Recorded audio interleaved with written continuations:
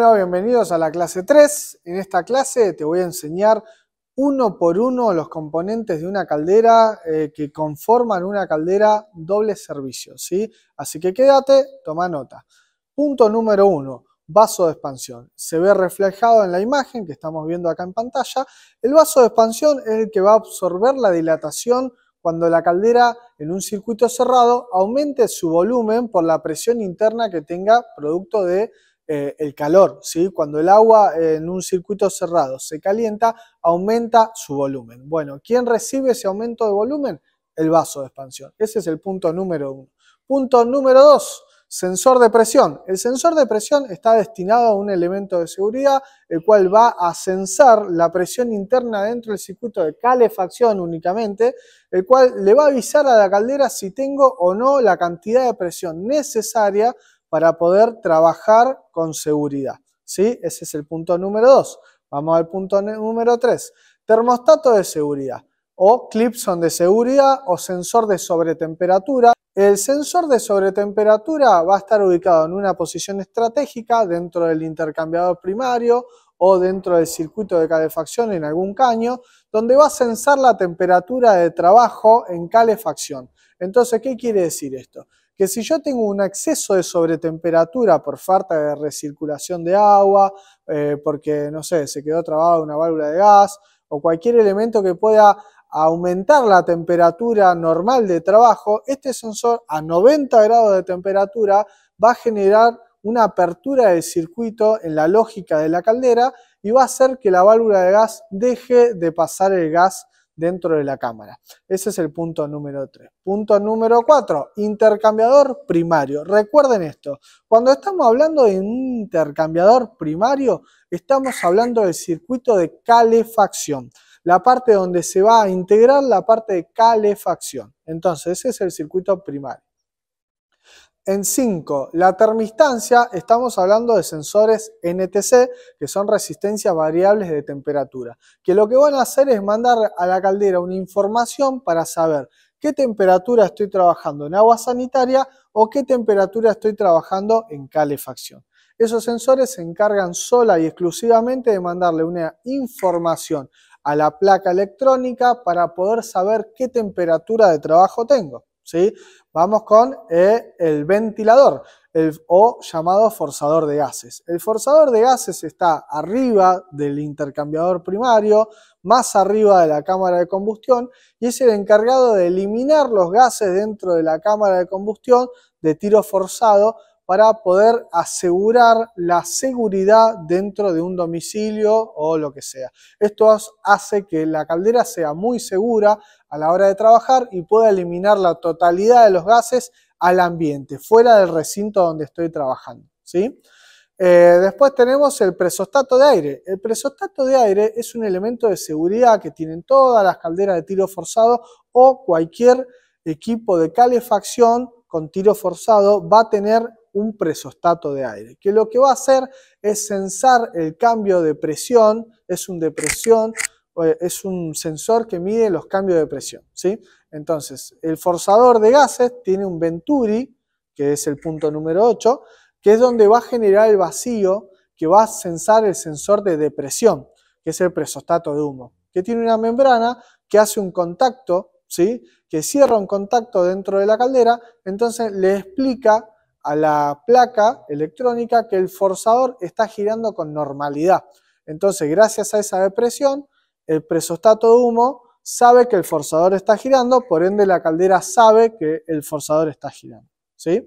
Después tenemos el Venturi, que va dentro del forzador de gases, ya lo vamos a ver en detalle, no te preocupes, te voy a enseñar todo por detalle, que hace que se genere el vacío dentro del forzador para que el presostato de humo pueda generar esa depresión y censarla.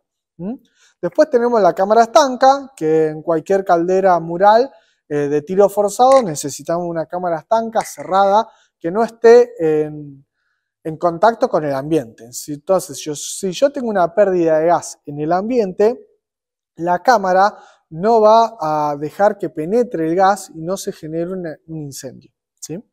Después tenemos la cámara de combustión, que es donde se genera la combustión interna en el quemador. Es una tapa frontal que tapa toda la parte del quemador donde está la llama y no deja que la llama se disipe para afuera. Después tenemos la bujía de encendido, que va a ser el sensor de encendido, que es se le puede llamar bujía, sensor, electrodo, entonces depende también tu país. Entonces va a estar ubicado en el quemador, donde con la ayuda de una bobina electromagnética va a hacer una chispa y va a generar la combustión dentro del quemador.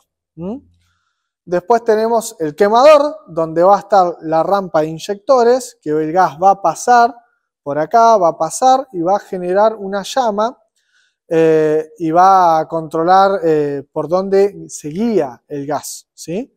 Y después tenemos la bujía de ionización, que ya les voy a explicar con detalle qué significa la ionización. Es la que va a censar la llama. Cuando yo tenga llama dentro del quemador, dentro de la cámara de combustión, esa bujía es como la bujía de encendido, es muy parecida, simplemente que es más larga, va a ocupar más lugar para censar con mayor facilidad las temperaturas dentro de la cámara. La llama que quema la sonda de ionización genera un microvoltaje, que ese microvoltaje lo lee la placa y va a saber con normalidad que tengo llama dentro del sistema de encendido. Entonces, es un elemento de seguridad que le sirve a la caldera para saber si tiene que cortar el gas en caso de que se me extinga la llama. Después tenemos el flujostato. El flujostato, ahí donde indica el punto número 14, está en la entrada de agua sanitaria. Es el encargado de avisarle a la caldera que tiene que pasar la demanda de calefacción a sanitario, o si no tengo demanda, accionar la demanda de sanitario. Entonces la caldera va a saber que tengo una canilla abierta, tiene un imán internamente que va a mover su posición y le va a avisar a la caldera que tengo demanda en sanitario. Si la caldera tiene servomotor, que en este caso la caldera lo tiene, que es el punto número 17, el flujostato le va a avisar al servomotor que tiene que cambiar su posición para hacer el paso para agua caliente sanitaria en caso de que ya esté funcionando en calefacción. Bien, vamos al punto número 15, que es la válvula de llenado, ¿sí? La válvula de llenado es la que se va a encargar, si ustedes ven, hay un bypass entre el circuito de agua sanitaria y el circuito de calefacción.